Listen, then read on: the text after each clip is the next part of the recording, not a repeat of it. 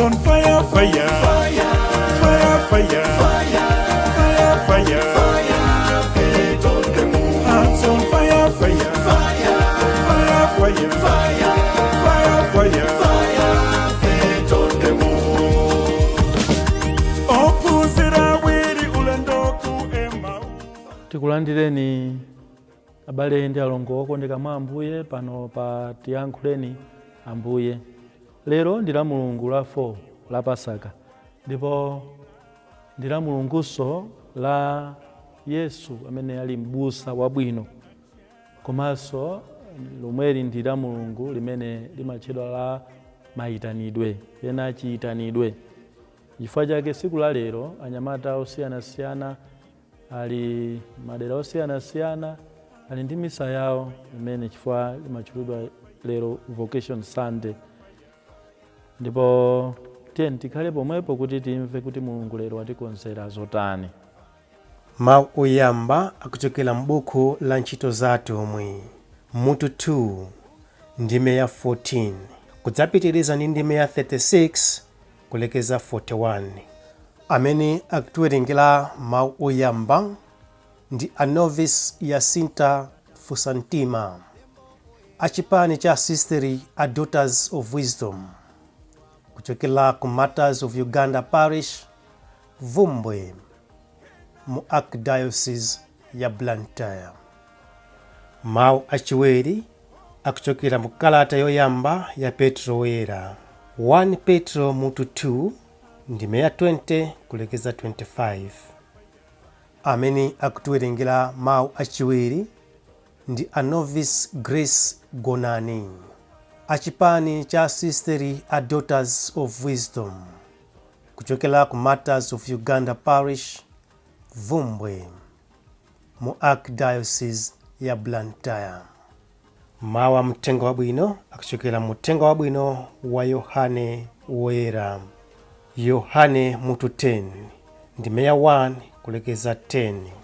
Amene akutiwerengera mtengo wabwino komanso kutigawira mawu ndi Reverend Father Anthony Chilolo, achipani cha Montfort Missionaries, kuchokera ku Martyrs of Uganda Parish, Vumbwe, mu Archdiocese ya Blantyre.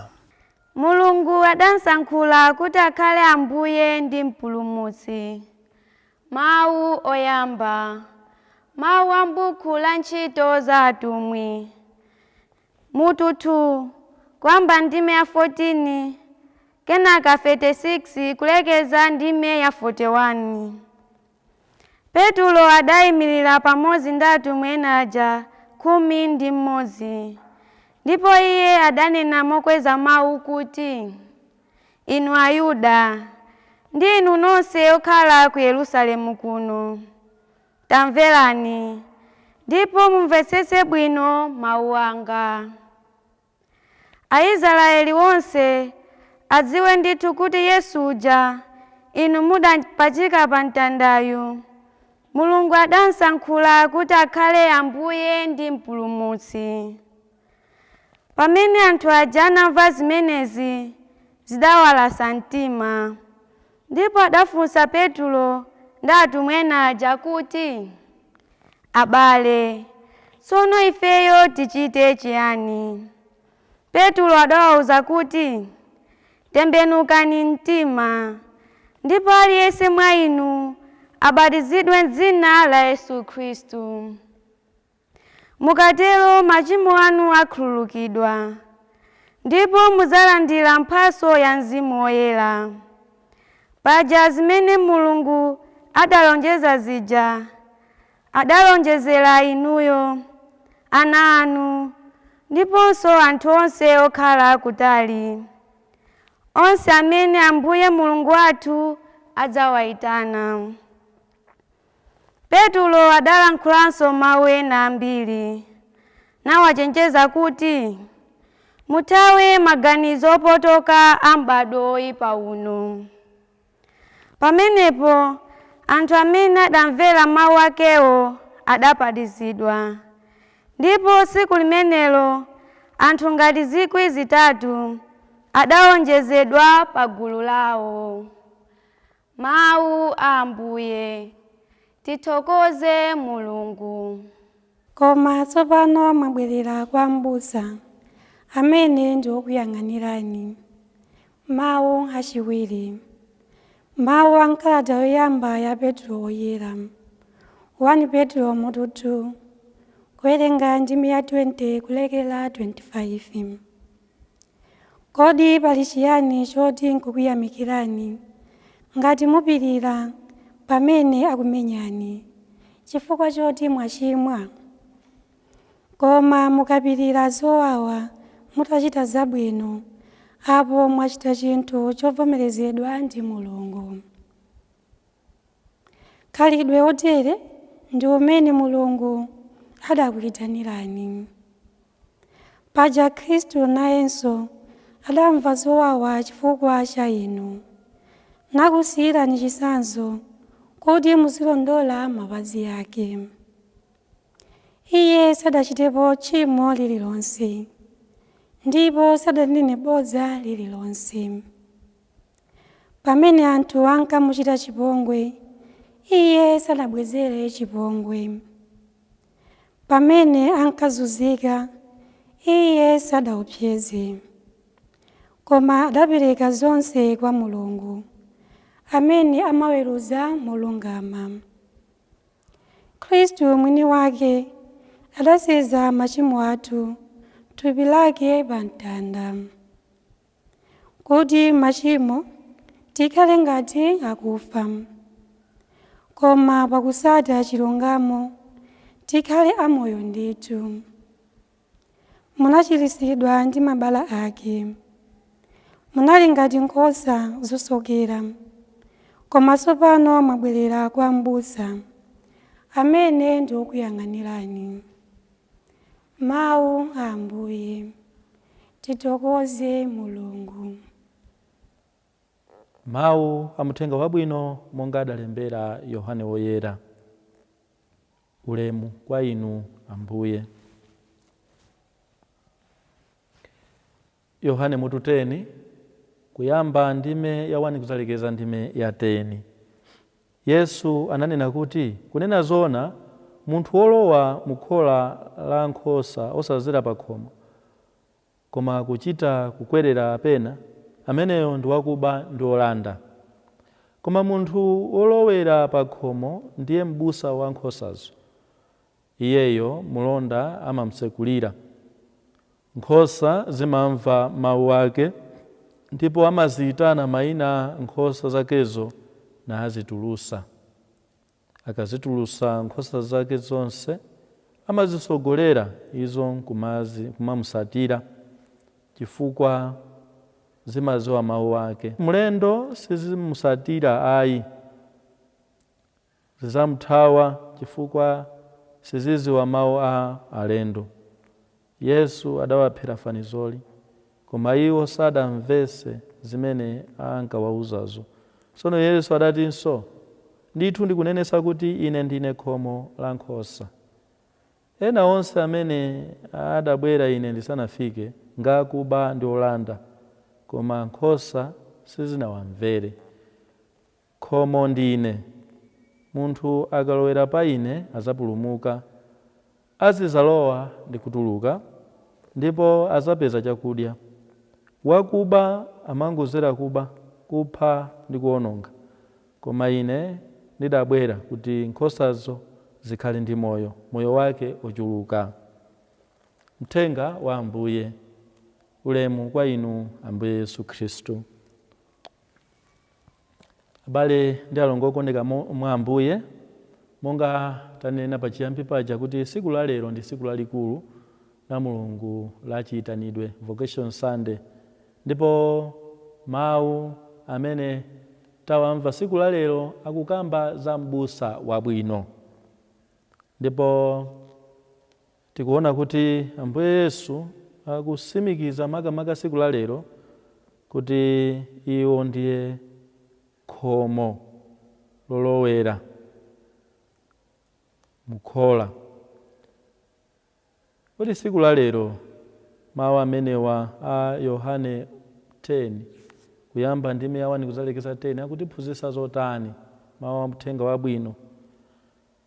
Tikabwerera mbuyomo tikuona kuti Ambuye Yesu poti pano akugwiritsa ntchito zina la Mbusa komanso khomo, khola, nkhosa. Mbuyomo ndiona kuti kwa anzathu Ayuda Mbusa anali munthu wonyozeka kwambiri, munthu wonena kuti samalabadiridwa kudera, chifukwa amatengedwa ngati munthu woti basi olomu koti kuti mwina wabwera ndi Mbusa kuti achitire umboni nkhani inake, anthu amanena kuti ayi amene nkhani imeneyo basi sinenedwanso, chifukwa anthu samakhulupirira abusa.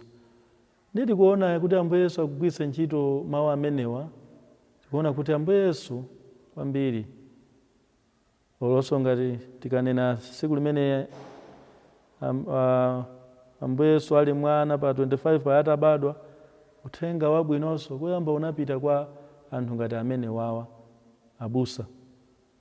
Chifukwa chani? Ambuye Yesu kwambiri pamene amanena paja kuti ine sindinabwerere anthu amene ali abwino chani, koma ndinabwerera anthu amene akusowekera kuti athandizidwe munjira zosiyanasiyana. Ndi zimene tikuona kuti akulumikizana kwambiri ndi anthu ofoka, anthu amene sakuwerengeredwa.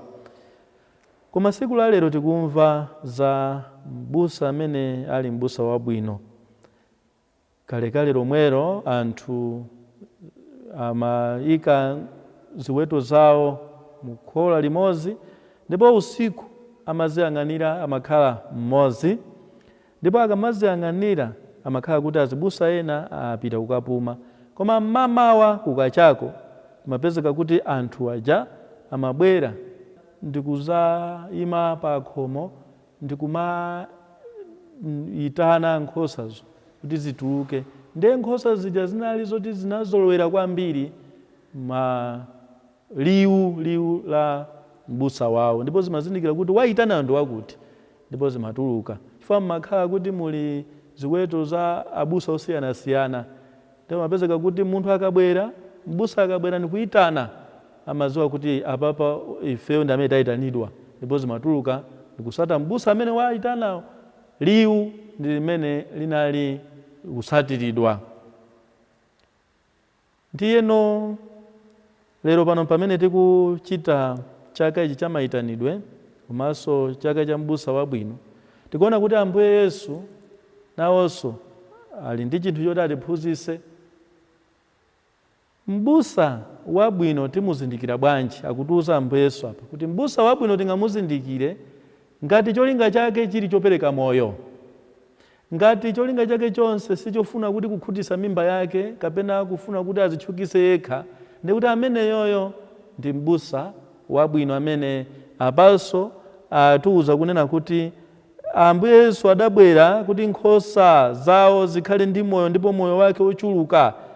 Yohane 10 vesi yake ya 10. Kodi masiku ano zimene zikuchitika nzotani? Ambuye Yesu apa akamba za Mbusa wabwino amene cholinga chake ndi chopereka moyo wochuluka. Ndi akuti ena aliponso okhala ngati Mbusa koma ali akuba ndi olanda. Nkhani apapa limene tingasinkhesinkhe ndi liwu. Kodi liwu limene nkhosa ziyenera kumva ndi liwu lotani? Ndi liwu la ndani? Ambuye Yesu liwu lawo ndi loti tikawa limva bwinobwino ndipo ndikumasata cholinga chawo ndi choti chobweretsa moyo wa mtunthu kwa munthu wina aliyense, osati wowunonga. Masiku ano tinganene choncho kuti kuliso ena amene tikumaoneka ngati abusa abwino koma cholinga chathu chili chowononga, chili chokuba ndi kulanda. Ati Ambuye Yesu ndi khomo. Khomo ngati munthu ali pa khomo ndikuti sindoti ankhala pa khomo pokuti abweretse chitetezo, komanso kuona kuti akulowa ndi ndani nanga otuluka ndani, ayenera kulowa ndi ndani, kuyamba kuti akathandizane nawo kuziweta ziwetozi, apena ena ona kuti angofuna alowe kuti akhalidi nkhosa olowa ndi otuluka osati chitetezo chokha. Komanso mbusa wabwino ayeneka abwerese chitetezo ndi kubweresa moyo, koma okuba ndi okupha amabweresa imfa.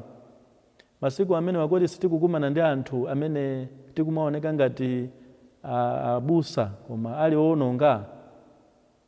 Pena pakenso ndaona kuti pali abusa ena afe amene takhala tikutenga advantage mu situation amene anthu tikukumana nawo.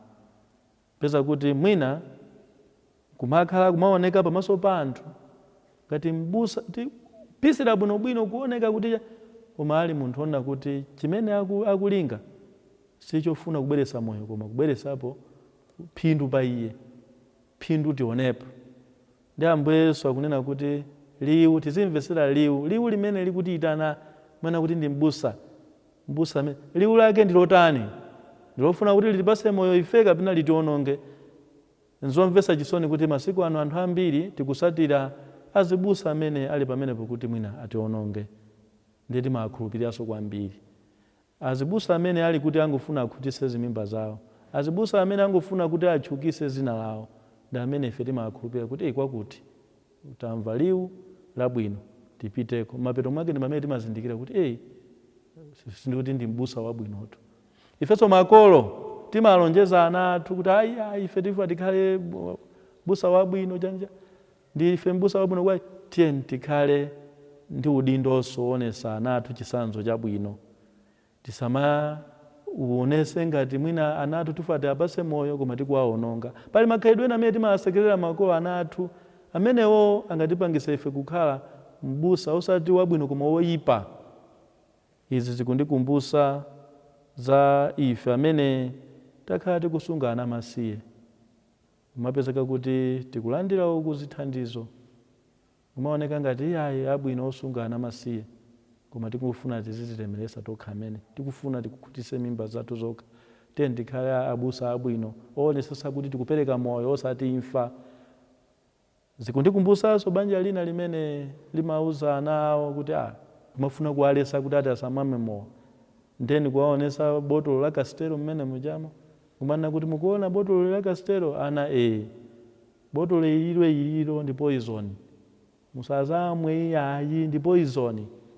Ana ndikumamvesera kuti ndi poison, koma kumaona kuti kastelo yomweyo mayi akutenga kumazomola ana sono uje ni poison angaphe ife tokhana amayi athu ayise akwapha abamboso kutenga sikuna kuzomola ndi kumasiya pasi pa bedi mwana kuti poison amene osamama. Ndiye siku lina makolo kupita kumaliro ana nkusala aliyesa amati akayesere poison njakuti afa ndi amalowa mmozi kuyamba mwana woyamba kupita kukazomola ana wamwa poison tione ngati ufe sana afe. Winaso kukalowazo kukazomola kuti sitikufa napezeka kuti kastelo uja amene amatengedwa kuti makolo amanena kuti ndi poison wasikama ndithu wafika pansi. Ndipo bwera makolo kuchokera kumaliro anafusa sopano ana ucheni poison wamwa monda anumu akuti poison wakuti inu mungatiuze kuti ndi poison pomwe chili chinthu chosapha inu mukanakhala kuti ndi poison mukanayamba ndinu kusiya kusamwa ifenso sitikanamwa. Makolo tiyeni tikhale abusa abwino poma auza ana athu kuti ichi nchoyipa ifenso tichionese kuti ndi choyipadi. Munali ndine m'bale wanu Father Anthony Chilolo mwakoma nonse. Pompo mitima ya